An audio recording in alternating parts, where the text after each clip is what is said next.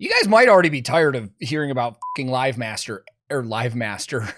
I mean, might as well call it that. Live Nation Ticketmaster.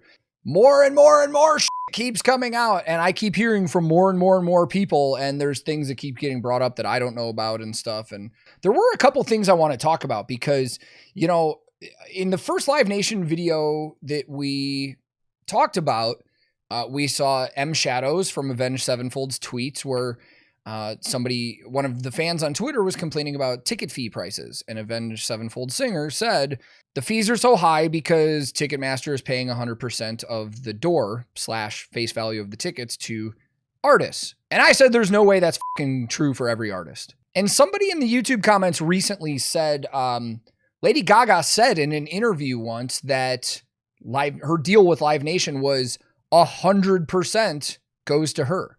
Now, I could not find any information about that online, but I did once again talk to one of my friends that spent over a decade working for Live Nation, and I texted them, is there any truth to that? And then they called me because they're like, this is going to be way easier to explain on the phone. And I was like, okay. So they're like, so there is truth to that. They said, however, that's after expenses. That's after Live Nation and Ticketmaster have recouped their money from selling those tickets. So whatever the cost is for putting on the show, once they recoup their money, then yes, 100% of that goes to the artist. And then they are also making money off of the fees. But it's a stupid low percentage of artists that get that deal. They have to be massive, huge names in the industry. But they said it's going to change depending on who the artist is, who their booking agent is, who their representation is, because the music industry is just like any other business. It's who has power, who has a big name, who has the pull to leverage those deals.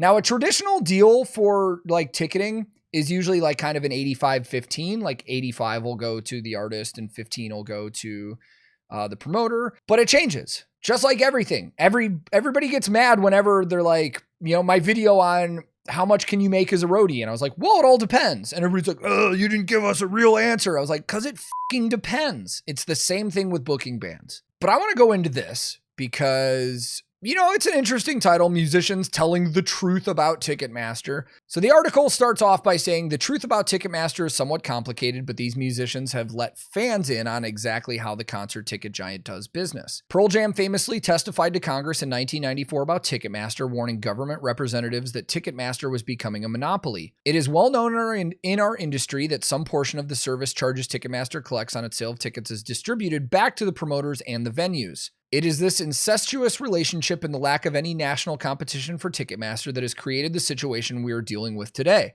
The service fee, which in concept should be nothing more than a handling charge for purchasing tickets, has thus become a source of additional revenue not only for Ticketmaster, but for the promoters and the venues. Again, this was 28 years ago they brought this up to Congress. However, it's also the artist who, in part, determines the price of their concert tickets. Kid Rock took on the issue of astronomical ticket prices himself by offering fans a flat $20 ticket and a $4 beer at shows. So we talked about this. I was actually right. I pulled that $4 number out of my ass, but I was actually correct on that somehow. How did Kid Rock manage this? He says he did it by working with Live Nation, Ticketmaster's parent company, and taking a pay cut on his end of concert ticket revenue. Kid Rock also called out artists who scoop up their own tickets and sell them for a premium on the secondhand market, something that also makes Ticketmaster a heap of cash. And we've seen this happen. Metallica famously a few years ago got in trouble for that. The Darkness's Justin Hawkins also discussed the Ticketmaster Taylor Swift controversy that lit up the internet this month. He also discussed how most artists make peanuts on their concert ticket sales compared to a pop giant like Taylor Swift and Harry Styles. Of course, we literally just talked about that.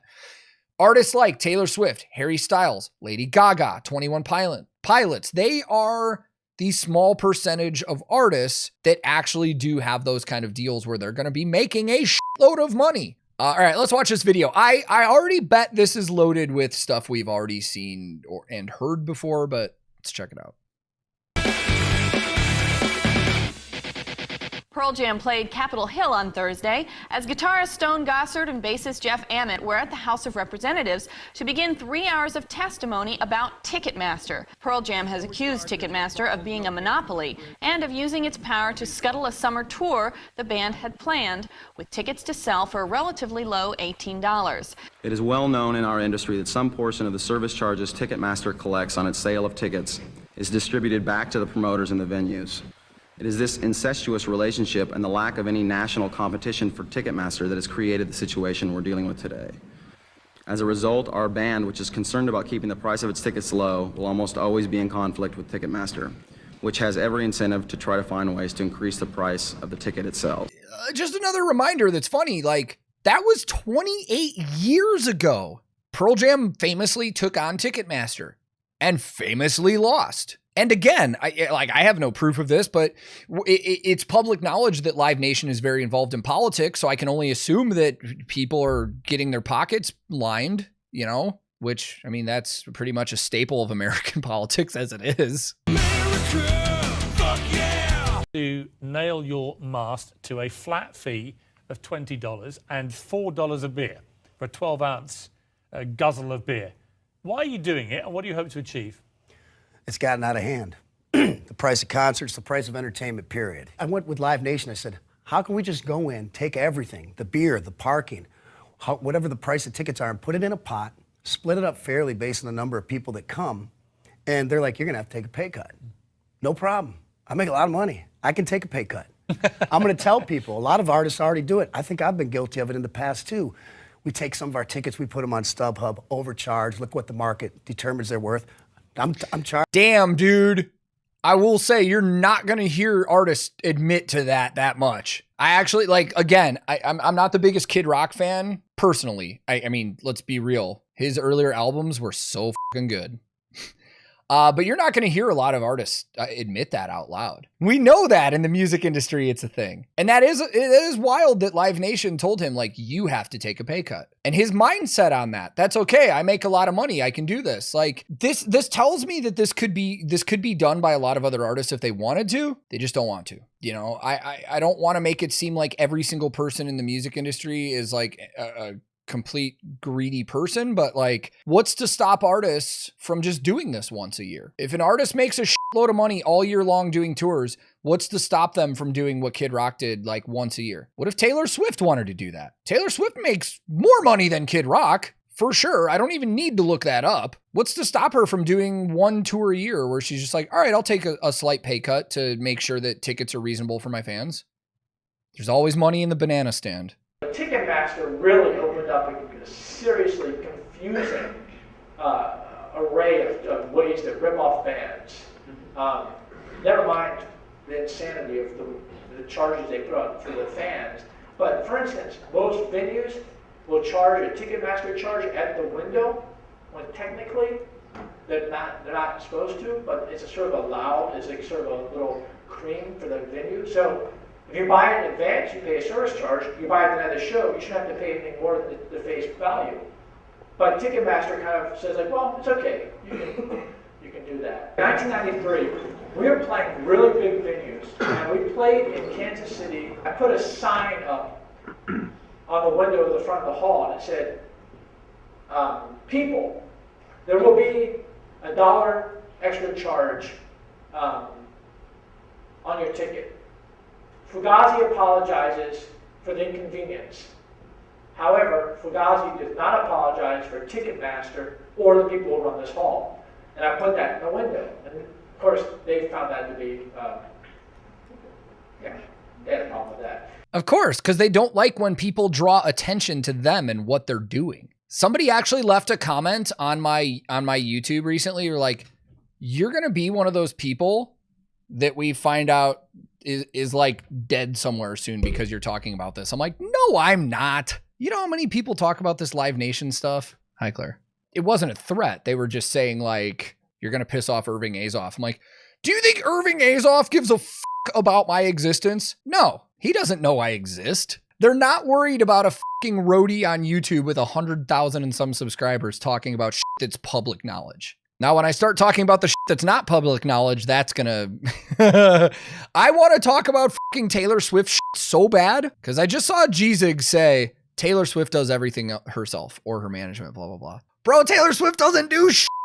Do you understand how big of a team it takes to run a career like that? She is not doing that stuff herself.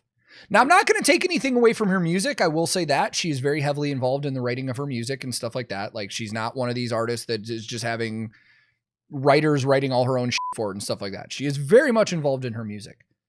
But the business side of things, you don't get that fucking big and operate that well if you're doing things yourself. I'm not going to say anything else because that was one of the biggest fucking non-disclosure agreements I've ever signed in my entire life.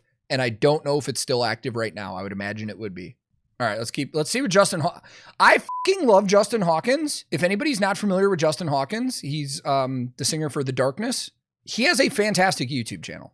Anyway, a Democratic US lawmaker also criticized the company Ticketmaster. Ticketmaster's excessive wait times and fees are completely unacceptable, as seen with today's Taylor Swift tickets. David Cicilline wrote on Twitter. He added that the 2010 merger of Ticketmaster and Live Nation, which had Justice Department approval, should not have been allowed. It's no secret that Live Nation stroke Ticketmaster is an unchecked monopoly. He said. That wasn't me saying that. Oh my God. I would never cast such... but, you know, he said it. He's an expert. So a few bands used to make all the money and then it would go like this.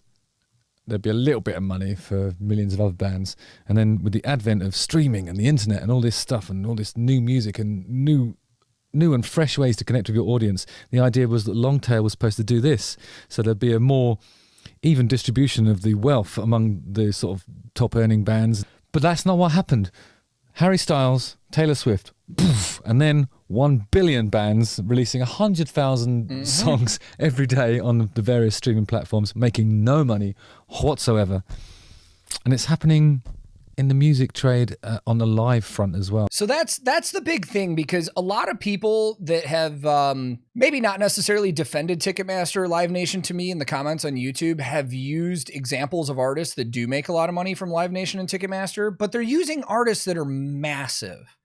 Lady Gaga, Taylor Swift, Harry Styles, Foo Fighters, stuff like that. I'm like, you guys are naming some of the biggest artists on the planet. Of course they are making a profit from doing this stuff with Live Nation and Ticketmaster, because Live Nation and Ticketmaster is making the most money from artists like that. But then we get to our other Live Nation bands, like I said, like Spirit Box, who is fully run by Live Nation, you know, managed by a company that is owned by Live Nation, stuff like. They're not making those kind of deals.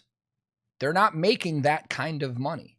So I think that's a really important fact that that Justin just brought up, was that, you know, the curve, how it originally started was supposed to kind of slope, but instead it's turned into just a straight downhill decline. It's almost like how we look at wealth distribution just in the world, or I'll use our country as an example. They say, like, you know, the top 1% holds 99% of the wealth in this country. It's the same thing in music, man. It's like the top 1% of artists are 99% of the revenue in the industry. I think of artists who do charge anywhere between $50 to $75 for tickets. There are people Who charges that much money? We charge $17. So what Fugazi's playing tonight, they're charging $5. So how does that make you feel? Weak. Exploited. Yeah, see, they go from 5 to 6 to 7 to 8. Pretty soon, it's all over, man. Was inflation? What with the Ticketmaster charge and... Posting on his Twitter, M Shadows took on the subject of dynamic pricing, tweeting, "If you think Ticketmaster sets the price of tickets, you're wrong. The artist does. If the supply is 52 stadiums but the demand is 900, you don't automatically deserve a ticket because you're a fan. Demand exceeded supply. Per dynamic pricing, artists have watched front row tickets go for 10, 20 times face value from scalpers, but see none of the upside. Ask yourself, is that fair? It may suck, but is it fair? Leave it to grandstanding politicians to get involved in something they know nothing about, and leave it to artists to shrug their shoulders and point the blame." We already talked about the M Shadows stuff. We don't need to go into it further. Including that in a title that says musicians telling the truth about Ticketmaster, I'm leaning to the side of it that's saying that M Shadows is not telling the truth about Ticketmaster. And I've already proven some of this because I've told you guys, I on my last video, I showed you text messages from a personal friend of mine that worked at Live Nation that said that's not how that works. Not to mention the fact, I will not say who it was, but somebody that I actually know at a record label messaged me that said, I watched your Live Nation video. It was very good. And they're like, in my opinion, M Shadows sounds like he was given a nudge from Ticketmaster. If not Ticketmaster, somebody close to him that Ticketmaster got in their ear and said, hey, this is what you need to say. I highly doubt that happened. I will say, I would crush that. I don't think Ticketmaster reached out to him or his management and say these things or back us up. At the very least, there was probably that outside influence where in his head, he knew, like, we work with Live Nation and Ticketmaster. I have to make sure what I say either stays in or gets in their good graces instead of them being mad about what I said. I think any content creator or anybody that says anything in the public would be lying to you if they told you that that influence isn't always there. Like, there are times, I'm not going to lie, there are times when I do like the reaction video on YouTube or something. If it's a band that I really like, it's like, of course the labels aren't paying me. The bands aren't paying me. They're not giving me scripts or anything like that. But there are bands that I like. And there have been times where it's like, I have to, before a reaction, be like, be honest. Don't let the fact that I like this band or know some of their members affect what I'm going to say and be honest about. I mean, I think that goes for anybody in life, dude. You're going to have biases there that are going to make you lean one way or another, even if you're not aware of it. People have loyalties that they stick to. They don't want to upset those people that they're friends with or they're loyal to. I don't know. I'll say, I think it's more believable that that's probably what happened in the case of M Shadows. Again, I don't think he was paid or scripted or anything, but I bet he was really watching what he was saying. And in the back of his head, maybe subconsciously, he was thinking about staying in the good graces of Live Nation and Ticketmaster. Because a lot of what he said, I think, is just utter shit. This not only affects the music industry, but the people that are going to see shows. So this is a very fucking big deal.